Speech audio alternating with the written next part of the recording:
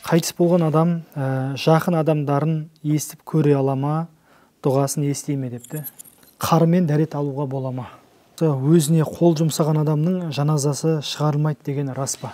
Масхабты неге ауыстыруға болмайды? Қалған қарыз намаздарды қалай өтесем болады дейді. Осы сауал бірнеше жерде келген екен, осыны қойып өтейік.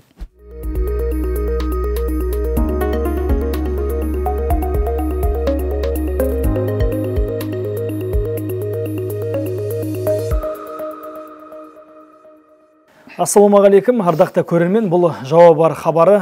Жақында ғана өздеріңізден біз сауал сұраттық. Сол орайда көптеген сауалдар келіп түсті.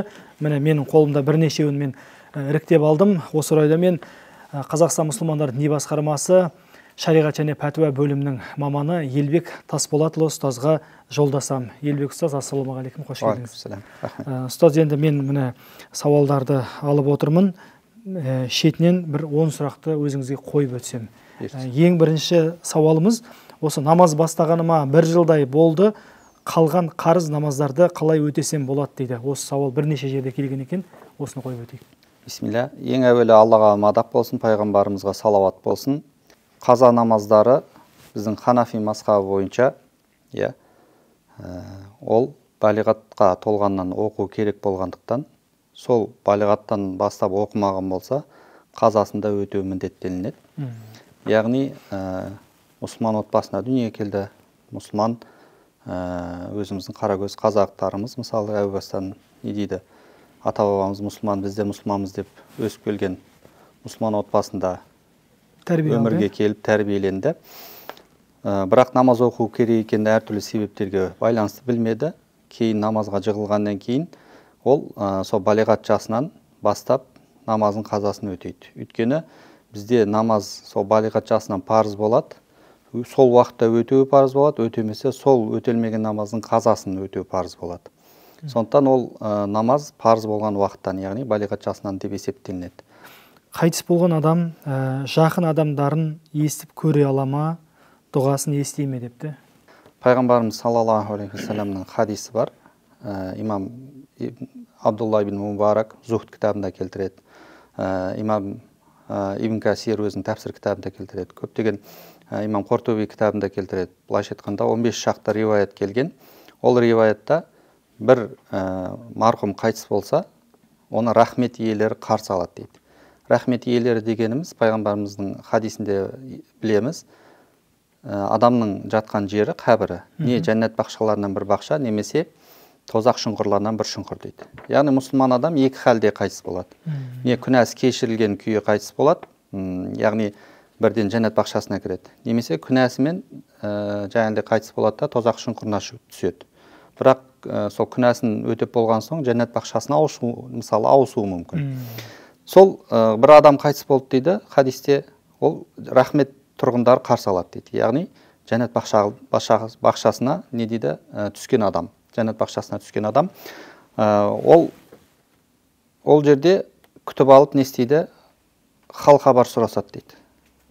Сол кезде оған айтылады дейді, сол марқұмдардың арасында біреулер айтады дейді, бұл өлімнен енді келді, демалсын дейді. Одан кейін сұрайды екен, пәленше қайтты, түгенше қайтты, үйленді ме, тұрмысқа шықты ма деп сұрау қояды дейді. Хал хабар сұрасып, жаңағыдай тірілердің хабарын сұрайды дейді. Сонда өзінен бұрын қайтыс болған бір адам жайында сұрақ қалады дейді. Хадисте айтылып отыр. Менен бұрын қайтыс болды ғой ол кісі деп айтады. Сол кезде ол Умул Жахимға, тозақ шұңқырына кетіпті ғой онда деп, жаңағыдегі Алла сақтасын деп марқұмдар дұға қылады дейді.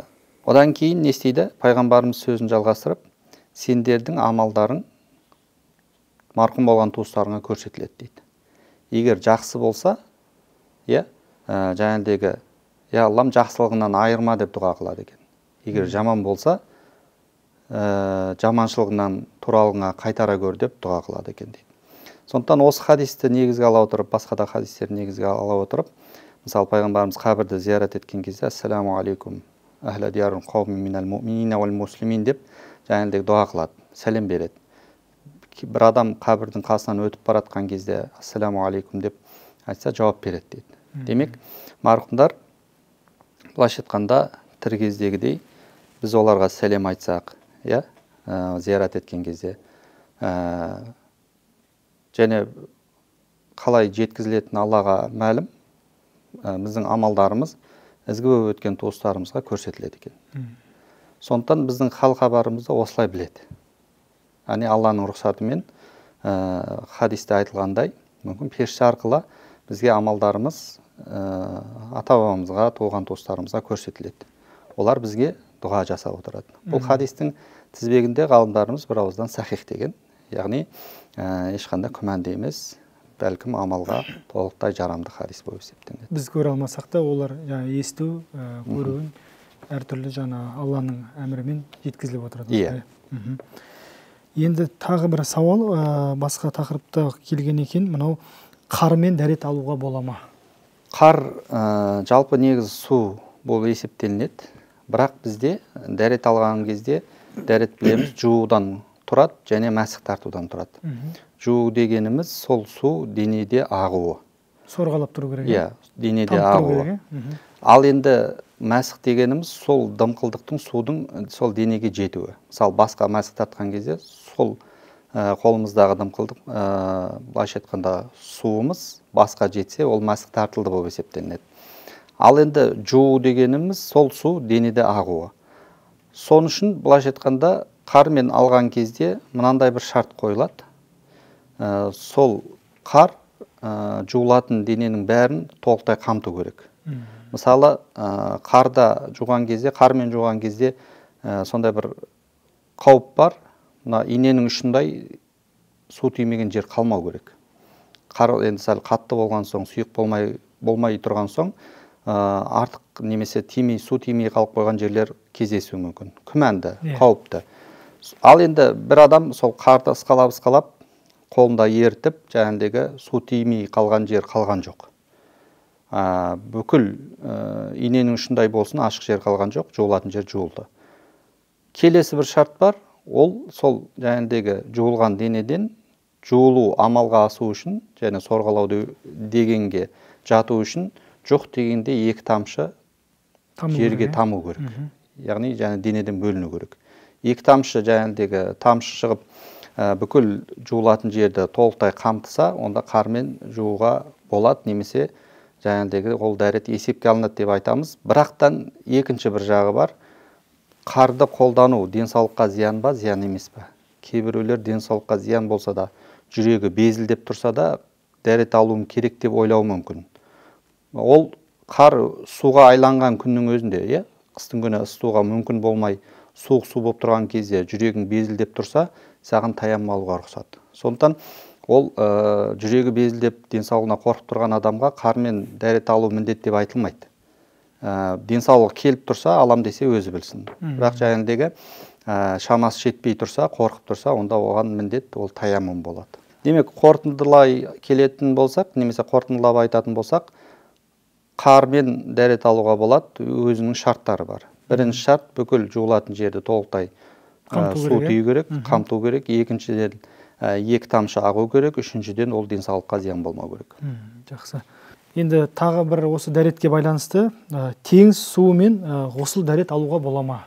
Пайғамбарымыз саллаллаху алейхи вассаламнан осы жайында сұралған кезде, ол теңіз суы таза және өлексесі адал деген. Яғни балығы ауламасаң, яғни аулап, оны бауыздамасаң да не болады? Адал деген. Суы таза дегені, демек, ғұсыл дәрет болсын, ғұсыл дәрет немесе жай кіші дәрет болсын, жарап жатыр. Ол тұздылығы суды су атауынан шығармайды. Ол бізде жалпы су деген ұғым бар. Фиқта жалпы судыға 7 түр су кіреді. Мысалы, жаңағыдай аспанның суы, бұлақтың, құдықтың суы, осы қар, жаңбыр, және де осы теңіз бен өзендер. Теңіз бен өзендер бұл жалпы су атауына кіреді. Демек, олардың суы дәретке, ғұсыл дәретке бәріне жарап тұр. Тағы бір сауалымыз келген екен, мынау спираль салудың үкімі депті. Осы атта бізде мысалы жаңағыдай Қазақстан мұсылмандар діни басқармасының ресми сайттары Муфтият кезет және Фатуа кезетте, әсіресе Фатуа кезетте мақала шыққан. 2017 жыл спираль салудың үкімі деген атпен мақала шыққан. Бұл мақалада спираль салу негізі шариғат тұрғысынан рұқсат, бірақ шарттармен. спираль демекші енді ол ұрпақтың жаңағыдай бөгелуі ғой, немесе кешігуі. Дінімізде айтады, түбегейлі ұрпақты, яғни былайша айтқанда ұрпақты тыйып тастау әртүрлі жолдармен, мысалы жаңағыдай кесіру арқылы болсын, ол дінде тыйым салынған харам тірлік болады дейді. Ал енді денсаулыққа байланысты ер мен әйел өзара келісе отырып, уақытынша өзіне күтім жасау мақсатында спираль салдырса, немесе жаңағыдегі әйелдің сақтану жолдары бар, ер кісінің сақтану жолдары бар. Сол әйел болсын, еркек болсын сақтану жолдарын қолданса, бұл шариғат бойынша рұқсат дейді.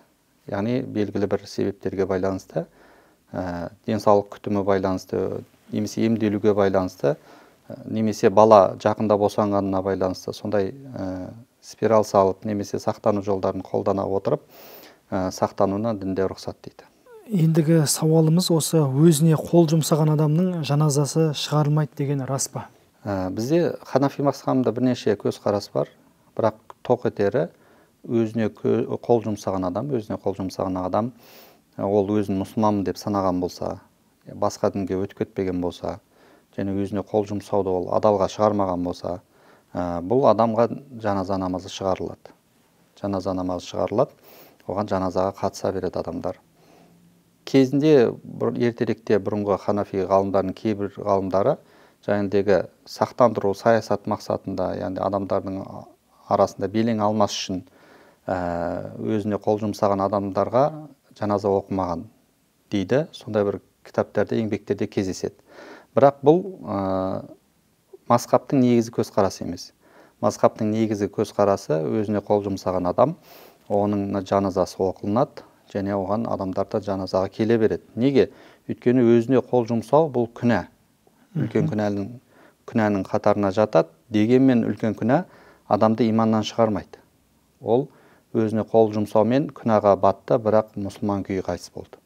Сондықтан ол мұсылман адамның ақысы бар, оған жаназа шығарылу керек. Сондықтан осы ұстаным негізгі ұстаным болып табылады, жаназа шығарылады. Фатиханың намаздағы үкімі қандай? Фатиха бізде Ханафи мазхабы бойынша уәжіп болып саналады. Бізде басқа мазхабтардан бір ерекшелік, уәжіп пен парыз бөлінеді. Парыз дегеніміз, ол орындалмаса намаз жоқ деп үкім етілген үкім болса, ал намаздағы уәжіпті орындамасаң, байқаусызда орындамасаң, сәху сәждемен намазың дұрыс болады. Әдейі орындамасаң, онда намазыңды қайттан оқуың керек болады. Сондықтан бізде Ханафи мазхабында Фатиханың үкімі уәжіп, яғни байқаусызда бір аятын тастап кетсең, сен сәху сәждемен намазың толықтайсың. Ал енді әдейі тастап кетсең, сен намазыңды қайттан оқисың. Ал енді хадиске не дейміз десе, Фатихасыз намаз бекер дегені, пайғамбарымыз саллаллаху алейхи вассалам хадисінде келеді. Басқа ғалымдарымыз, яғни басқа мазхаб ғалымдары, осы хадистен сүйеніп, Фатихасыз намаз яғни болмайды, есепке алынбайды, парызды тастаған болып есептелінеді дейді. Ал бізде бұл Фатихасыз намаз бекер дегеніміз, Фатиханы біз уәжіп үкіміне алдық. Неге десе, өйткені Құран кәрімде Құраннан шамаларың жеткенді оқыңдар дейді. Яғни намазда оқу шамаларың жеткен мөлшермен мөлшерленді. Бұл мөлшер, ғалымдарымыз бір ауыздан айтатыны, ең азы бір аят. Демек, намазда парыз мөлшер ол бір аят. Ал енді Фатиха бұл аят үкіміне қайшы келіп тұрғандықтан сырт көрінісі парыз дей алмаймыз да, бәлкім не істейміз, уәжіп үкімін береміз. Мазхабты неге ауыстыруға болмайды? Мазхаб дегеніміз, бірінші мазхаб не екенін түсінуіміз керек. Мазхаб дегеніміз бір мүжтәһид ғалымның, Құран сүннеттен бір мәселеге тікелей сол иштихад жасап үкім шығарып беруі. Құран сүннеттен сүйеніп үкім шығарып беруі. Демек, мазхаб дегеніміз Құран сүннетті бір-біріне қайшы келмейтіндей мүжтәһидтің түсіндіріп беру екен. Өйткені пайғамбарымыздың хадисінде бар, имам Бұхарида келген хадисте, бір үкім етуші иштихад жасап, бір мәселеде дұрыс тапса, 2 сауап алады дейді. Сол мәселеде қате тапса, қате үкім айтса, 1 сауап алады дейді. Дұрыс тапса 2 сауап, қате тапса 1 сауап алады дейді. Содан ғалымдарымыз тұжырымдайды, мүжтәһид шамасы жеткен мәселеде Құран сүннеттен үкім айтты ма, пайғамбарымыздың хадисіне, сахабалардың іс-әрекетіне сүйеніп, ол демек екі сауап болды. Ал енді кімнің қателесіп, кімнің дұрыс тапқанын ол қияметте ғана белгілі болады. Кім бір сауап алды, кім екі сауап алды. Мысалы, имам Абу Ханифа бір мәселеде былай деді, имам Шафиғи басқалай айтты. Соның екі ғалымның қайсысы екі сауапқа кенелді, қайсысы бір сауапқа кенелді, ол Аллаға ғана аян, ол қияметте ғана белгілі болады. Ал енді дүниеде, амалда ол екеуі де дұрыс деп есептелінеді, мүжтәһид болғандықтан. Үмбет ғалымдары, үмбет былайша айтқан мойындады ол кісілерді. Ғасырлас ғалымдары мойындады, немесе ғасырлас ғұламалар мойындады, ол кісілер мүжтәһид. Мүжтәһид деңгейі өте жоғары деңгей. Яғни Құран сүннеттен тікелей үкім алу дәрежесіне жету деңгейі. Демек, біз мазхаб ұстандық па, біз сол ғалымның қағидаларына, негіздеріне сүйеніп отырмыз. Яғни сүйенген дәлеліне сүйеніп отырмыз. Демек, біз жаңағыдегі имам Абу Ханифаны ұстадық па, біз толықтай пайғамбарымыздың сүннетіндеміз. Толықтай дінді сүннетке сай орындап отырмыз. Ал енді толықтай сүннетке сай орындап отқан нәрсені басқа мазхабқа ауысып кетсек, қажеттіліксіз, себепсіз, онда біз ұстап отқан дәлелімізді өзіміз жоққа шығарған боламыз. Бейне бір жоққа шығарғандай боламыз. Сондықтан біздің ханафи ғалымдарын айтады, сен бір мазхаб таңдадың ба, сол мазхабпен жүресің. Басқа мазхабтың немесе басқа пікірлерді алмайсың. Тек қана алатын жағдайың шарасыздық тығырыққа тірелген кезде басқа мазхабтың пікірін сол шарасыздық деңгейі кеткеннен кейін, немесе сол жағдайы кеткенге дейін алуыңа болады дейді. Ал біз мазхабты ұстадық, демек біз Құран сүннетті сол ғалым арқылы түсініп отырмыз. Сол ұстанымды өзімізге қабылдап, менің дәлелім осы деп отырмыз. Ал енді себепсіз басқа мазхабқа ауысып кететін болсақ, бұл жаңағыдегі өзіміздің ұстанып келген дәлелімізді жоққа шығарған боламыз. Ал енді қажеттілік жағдайы болу, ол дініміз жеңілдікті қалайды бізге, Алла Тағала Құран кәрімде айтқандай, Алла Тағала сендерге жеңілдікті қалайды дегендей, сол жеңілдіктің негізінде тығырыққа тірелген жағдайда біз жеңілдікті ала аламыз. Пайғамбарымыз сондай өзінің кейбір пәтуаларында, кейбір жағдайларында пәтуа берген. Яғни жеңілдікті қарастырған шариғаттың шеңберінде. Ал жалпы жағдайда біз басқа мазхабқа ауысып кетуіміз, былайша айтқанда өзіміздің ұстанып жүрген дәлелді жоққа шығарумен тең. Енді мынау үзір жайлы келген екен, осы дәреттегі, осы намаз оқығандағы, дәрет алғандағы үзір жайлы толық білгісі келген сияқты. Үзір дегеніміз бұл дәретте қолданылатын термин. Үзір дегеніміз, мысалы, бір адам жарақат алды, қолынан қан тоқтамай жатыр, тісін жұлдырды, қан тоқтамай жатыр. Немесе Алла амандығын берсін, кейбіреулерде жел тоқтамауы мүмкін, немесе зәр тоқтамауы мүмкін. Үзір дәрет дегеніміз не десе, бір адам бір намаз уақыты бойы, 5-нен асырға дейін мысалы, дәрет алып, намаз оқып үлгеретіндей уақыт жоқ, жел шығып кете береді, қан ағып кете береді. Білеміз, қан ақса, жел шықса, ол дәрет бұзатын нәрсе. Онда қалай дәрет алып намаз оқымақ? Ол адам не істейді? Өзірі беку үшін, бірінші өзір беку керек екен, өзір дәрет алу үшін. Өзір қалай бекиді десек, сол мүмкіндік болмауы. Бір намаз уақыты бойы, 5-нен асырға дейін мысалы, дәрет алып намаз оқитындай мүмкіндік жоқ, дәреті бұзылып кете береді. Оған нақты көз жетсе не істейді? Адам өзірге деп дәрет алады. Өзірге деп дәрет алады. Ал енді нақты көз жетпесе, тоқтап қалу мүмкін деп есептесе, намаздың соңғы уақытын күтеді. Намаздың соңғы уақытын күтеді, дәрет алып намаз оқитындай уақыт қалған кезде өзірге деп дәрет алады. Және дәрет алғаннан кейін намазын оқыған кезде қан ағып кетсе, сол өзірі ақса, ол дәреті бұзылмаған болып есептенеді. Намазы толық болады. Бірақ келесі намаз кірумен, яғни намаздың уақыт шығуымен не істейді? Оның дәреті бұзылады. Келесі намазға ол не істеу керек? Қайтадан дәрет алу керек. Демек, өзір иесі өзірі бекісе, өзірге деп дәрет алса, келесі өзір жалғасу үшін келесі намаздарда, асырдан ақшамға дейін, ол не істейді? Сол өзір бір рет қайталанып қойса, өзірі жалғаса береді дейді. Яғни өзірге деп дәрет алады, келесі намаз уақытында, және асырдан ақшамға дейін, демек оның қаны ағып тұрса да, өзірі ағып тұрса да, дәреті бар болып есептелінеді. сол аралықта қалағанша намаз оқиды, иә, Құранды ұстап, Құранды оқи береді. А бірақ келесі намаз уақыты кірген кезде не істейді? Оның дәреті бұзылады. Ал енді өзір қашан тоқтайды? Өзір тоқтауы ол бір намаз уақыты бойы, иә, мысалы ақшамнан құптанға дейін өзір қайталанған жоқ. Не аққан жоқ? Мысалы жарақатынан қан аққан жоқ. Онда ол адам өзірден құтылды да, ол енді не істейді? Өзірге деп дәрет ала алмайды. Жақсы, ұстаз, Алла разы болсын. Міне біздің сауалдарымызды мен жеткіздім. Бұл біздің әлеуметтік желі арқылы келіп түскен өте көп сауал келген. Соның біз іріктеп 50-ге тарта сауалды алдық. Енді осы ұстаздарға рет-ретімен жеткіземіз. Қадірлі бауырлар, бүгінгі жауап бар хабарына шыққан, жауап берген Елбек Тасболатұлы ұстазға Алла разы болсын. Біз өздеріңізге келіп түскен сауалдарды осылай ұстаздарға жеткізіп, жауабын осы хабарымызда арнайы беріп отырамыз. Аман сау болыңыздар.